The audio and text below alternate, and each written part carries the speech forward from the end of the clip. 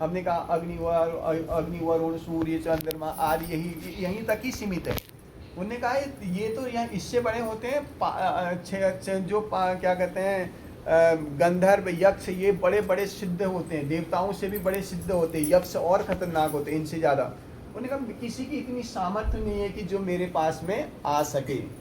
तो जैसे ही सावित्री ने अपने उसमें कंधा रखा, सत्यवान ने अपने गोद में सुलाया, गोद में सोते ही उनके सर में दर्द हुआ। एक क्षण में ही अंकुष्ट मात्र प्राण को लेने के लिए धर्मराज वहाँ पर पहुँच गए और धर्मराज ने यम पास फेंका और उस प्राण को लेने के लिए वो एकदम ही ले लिया। तो उन्होंने देखा, सावित्री ने कहा कि आप जो भी हो प्रत्यक्ष रूप से मेरे सामने आओ, आप देवता नहीं हो, कौन हो, जल्दी से मेरे उसमें वो देखो। तो उसी समय धर्मराज को अपना पूरा शरीर लेकर के धर्मराज वहाँ पर पहुँचे।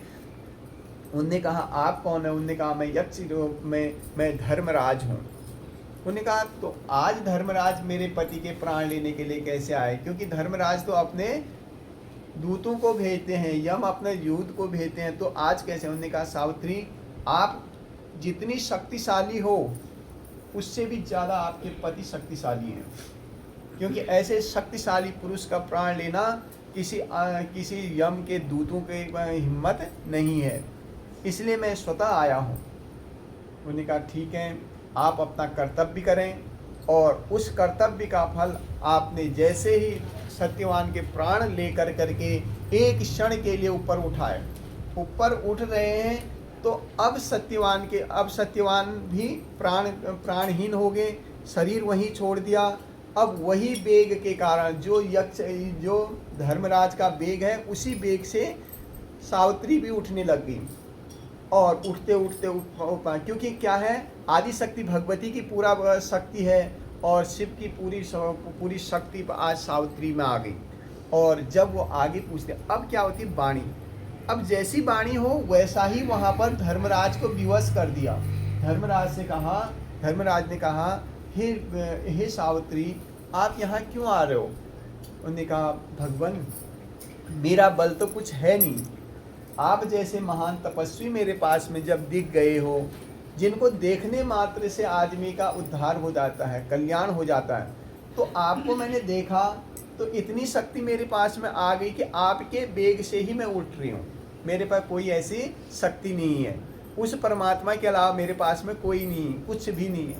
हाँ मैं अपनी पति की सेवा करती हूँ, बाकी मेरे पास में कोई बल विवेक नहीं है। तो धर्मराज बड़े खुश हुए, उन्होंने कहा देवी आपने बहुत बड़ी बात कह दी, मैं आपसे बहुत प्रसन्न हूँ।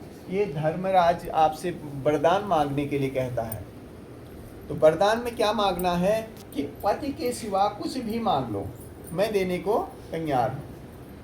उन्होंने कहा हे धर्म पिता आप संसार के पिता हैं, मेरे ही पिता नहीं पूरे सृष्टि के चराचर प्राणियों के पिता कौन है? धर्मराज है। उन्होंने कहा हे धर्म पिता आप मेरे पिता हैं, धर्म के जो पिता हैं आप ही हैं, तो इसलिए आप क्या कर रहे हैं, मुझे और चीज़ तो कोई, और अगर मुझे मांगना ही अपने लिए तो नहीं, मेरे सास ससुर जो बड़े तपस्वी हैं तेजस्वी हैं लेकिन आज उनका राज्य नहीं है, उनका राज्य और उनके जो आँखों की नेत्र की दृष्टि चली गई उसको पुनः वापस कर दो। उन्होंने कहा ठीक है ऐसा ही होगा।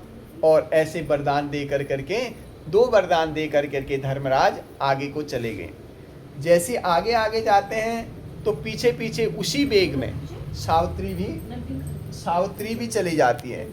अब सावित्री उसके बाद उन्होंने कहा हे पुत्री आप मुझसे पिता कहते हो, पिता का अनुसार पिता का कहना मानो, आप अपने उसमें वापस चले जाओ, क्योंकि एक बार पर किसी प्राणी की मृत्यु हो जाती है तो फिर उसको वापस नहीं दिया जाता, आप अपने समान में नीचे को चले जाओ, अपने लोक को चले जाओ। लेकिन तब धर्मराज ने कहा हे धर्मराज आप, मेरा कोई वेग नहीं है, मेरी कोई शक्ति नहीं है, मेरा कुछ भी नहीं है, आपकी कृपा से ही मैं उठ कर खड़ी हो रही हूँ, एक एक पल आपकी कृपा और आपका आशीर्वाद ही मुझ पे है, इसलिए मेरा बल बन रहा है। तो धर्मराज बड़े प्रसन्न हुए, उन्होंने कहा पुत्री एक वरदान और मांग लो। उन्होंने कहा ठीक है भगवान अगर आप मुझसे देना ही चाहते हो ना, एक वरदान और दे दो। वरदान में ये दे दो, मेरे पिता बहुत तपस्वी हैं, लेकिन उनकी सिर्फ मैं ही पुत्री हूँ, न राज्य चलाने के लिए कुछ है न कुछ है, इसलिए हे भगवान आप मुझे ये वरदान दो, मेरे पिता अश्वपति के 100 पुत्र हो जाए। तो उन्होंने कहा ठीक है पुत्री, ऐसा ही होगा। अब यह आगे जा करके जैसे उन्होंने कहा अब तो चली गई होगी, अब यम का वेग इतना तेज होता है, 3 मुहूर्त में यह 99,000 योजन, एक योजन में 12 किलोमीटर होते हैं, इतना दूर वह वेग से 6-9 घंटे में वहाँ पहुँचना पड़ता है यमपुरी में। तो उस वेग से वो जा रहे हैं, उनके पीछे पीछे सावित्री, क्योंकि काल की गणना बहुत कठिन होती है, उस काल की गणना से वो जा रहे हैं और उनके पीछे से सावित्री जा रही है। अब उन्होंने कहा पुत्री तुमने ये यमलोक को भी पार कर दिया, यहाँ कोई पार नहीं कर पाता था। उन्होंने कहा मैं अपने पति के सती सावित्री अब मैं महासावित्री हूँ, मैंने अपने पति के अलावा कुछ नहीं देखा। हे धर्मराज मैंने पति की सेवा करी, लेकिन आप जैसे महान भक्तों को, आप जैसे देव को मैंने देख करके मेरा कल्याण न हुआ, तो फिर क्या हुआ। उन्होंने कहा पुत्री सब कुछ मांगना, लेकिन अपने पति के सिवा भाई कुछ भी मांगना। उन्होंने कहा हे धर्मराज जो मैं मांगूंगी आप दोगे, इसके अलावा। उन्होंने कहा हाँ। उन्होंने कहा मेरे 100 पुत्र हो जाए और मेरा 4 योजन में, यहाँ पर मैं लास्ट 4 वरदान मांग करके इतने ऊपर तक मैं पहुँच चुकी हूँ, तो मेरा यह मनोकामना पूरी करें। तो तब उन्होंने कहा हे पुत्री आपके 100 पुत्र होंगे, ऐसा वरदान दिया। और उनने फिर उसके आगे गए पीछे से धर्मराज, और उन्होंने कहा पुत्र अब क्या हुआ, तुझे पुत्र का आशीर्वाद। उन्होंने कहा हे धर्मराज आप किस चीज़ से कर रहे हो, क्या आप मेरे को कलंकित करना चाहते हो। मैं सती सावित्री हूँ, मेरे पति को तो आप ले जा रहे हो और मेरे को 100 पुत्रों का वरदान दे करके जा रहे हो। तो तब धर्मराज ने कहा पुत्री तू मुझको भी जीत गई है, यह वरदान तो मैं तुझे देता हूँ, तेरा पति अमर हो जाए। लेकिन आपने 4 वरदान मांगे हैं, इन 4 वरदानों में से चौथा वरदान, 5वां वरदान मैं तुम्हें दे रहा हूँ कि आपका जो पति होगा और आपकी जो आयु होगी, अब से 400 वर्ष तक तुम पृथ्वी पर राज करोगे। इस प्रकार से धर्मराज ने बहुत सारी चीज़ें उनको बताई, और देवी भागवत में इनका धर्मराज और सती सावित्री का व्याख्यान से कम 2 दिन की कथा सिर्फ सावित्री की कथा में ही चली जाती है। तो देवी भागवत में बड़ा इसमें नरकों का वर्णन और स्वर्ग का वर्णन, सभी वर्णन इसमें धर्मराज ने कर रखा है। तो इसी क्षण धर्मराज अपने लोक को गए और सती सावित्री और सत्यवान जिस पेड़ पर थे उसी पेड़ पे आ गए, उनके प्राण पुनः वापस आ गए। और तब इनको अश्वपति को, राजा अश्वपति जो थे उनको 100 पुत्रों की प्राप्ति हुई, और इनके पिता को पुनः राज्य वापस मिला और आंखों की नेत्र की दृष्टि वापस आ गई। इस प्रकार से इन्होंने भगवान की पूजन करा। सती का जो वेग था, जो कर्म थे, जो सती की जो सात्विकता थी, उससे उन्होंने यमराज को भी हरा दिया। तो इस बार बहुत सारे लोगों ने व्रत कर रखा है, बहुत सारी भ्रांतियाँ इस बार के व्रतों में हैं कि नई जो दुल्हन है वो इस बार व्रत नहीं करेगी, अधिमास हो रहा है, कुछ लोग काला महीना कह रहे हैं, कोई कुछ कह रहे हैं, कोई कुछ कह रहे हैं। लेकिन शास्त्र के अनुसार यह महीना सर्वोपरि बताया गया है। क्यों बताया गया है, इसका मुख्य चीज़ क्या है कि अधिमास जो है, भगवान ने जब अधिमास रोता हुआ, मलमास पहले कहते थे, इस मलमास में हिरण्याकश्यप की मृत्यु हुई थी, तो उन्होंने बहुत रोए। उन्होंने कहा भगवान मेरा नाम मलमास रखा गया है, क्या यह उचित है। सब जगह से मैं सारे महीने, सारे सब जितने माह हैं खुश होते हैं, आपने अपना नाम दिया है, मेरे को नहीं दिया। तो तब भगवान कहते हैं मैंने इस महीने में ही जन्म लिया है। इस महीने में कौन सा जन्म लिया? हिरण्याकश्यप को मारने के लिए मैंने नरसिंह अवतार लिया है, इसलिए इस महीने का नाम आज से, अब मलमास जो कहेगा उसको पाप लगेगा, तो क्या कहेगा? पुरुषोत्तम मास, क्योंकि भगवान का नाम पुरुषोत्तम है, उसी से यह पुरुषोत्तम मास है। अब क्या है, इस महीने में भगवान ने क्यों 4 चीज़ें छुड़वा दी? नए घर का गृह प्रवेश, जो नया घर बनेगा उसका नया भूमि पर पूजन, गृह प्रवेश, शादी, विवाह, जनेऊ, ये 4-5 चीज़ें छोड़ कर करके बाकी सब काम कर सकते हैं। इसमें क्या कर सकते हैं विशेष तौर पर, जिनके जाप नहीं हुए हैं वो जाप कर सकते हैं, उससे कई गुना ज़्यादा फल मिलता है। तीर्थों में जा कर करके तीर्थों के दर्शन करने से कई गुना फल मिलता है। दीप दान का बहुत फल मिलता है। यह महीना भर अगर जो दीप दान करेगा उसको करोड़ों गुना ज़्यादा फल प्राप्त होगा, जितना आज तक आपने करा। सिर्फ इस अधिमास इस पुरुषोत्तम मास में अगर पूजा पाठ अनुष्ठान कर दिया जाए तो उस अब क्या कहते हैं, जैसे व्रत का भी एक नियम है, जैसे आज हमने व्रत लिया है तो एक अधिमास आना चाहिए उसमें।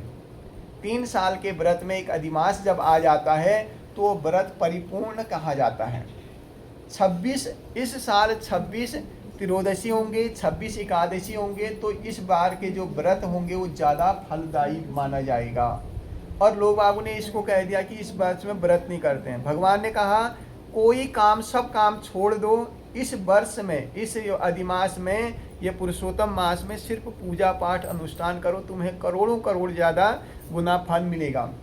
दीपदान का बहुत महत्व है। आप जल में, आप पीपल में, आप बड़ में, आप नदी के किनारे, आप घर में दीप जला सकते हो। आप दीपक जलाने के भी अलग अलग हैं नियम है। पुरुषोत्तम भगवान को तुलसी बहुत पसंद है, इसलिए तुलसी की सूखी हुई लकड़ी में रुई बांध करके घी का दीपक जलाने से हजारों अश्वमेध यज्ञ का फल प्राप्त होता है। जिसके घर में संपत्ति धन धान्य की कमी है वो निश्चित गाय के घी से तुलसी के सूखी हुई लकड़ी में रख कर करके इसको जलाता है तो उसके धन धान्य की प्राप्ति हो जाती है, यश की प्राप्ति हो जाती है, विद्या की प्राप्ति होती है। तो यह पुरुषोत्तम मास बहुत उपयुक्त है। कुछ लोग अपने घरों में पुरुषोत्तम मास का महात्म करना चाहते हैं, जैसे 3 दिनों का महात्म भी होता है। जैसे भागवत नहीं कर सकते हैं तो भागवत के अलावा 3 दिन का पुरुषोत्तम मास जो होता है, पुरुषोत्तम या 2 दिन या 1 दिन, जो भी 1 दिन जैसा भी करता है, उस कथा करने से उसको भागवत का बराबर पुण्य मिल जाता है। इसलिए आज बहुत सारे लोग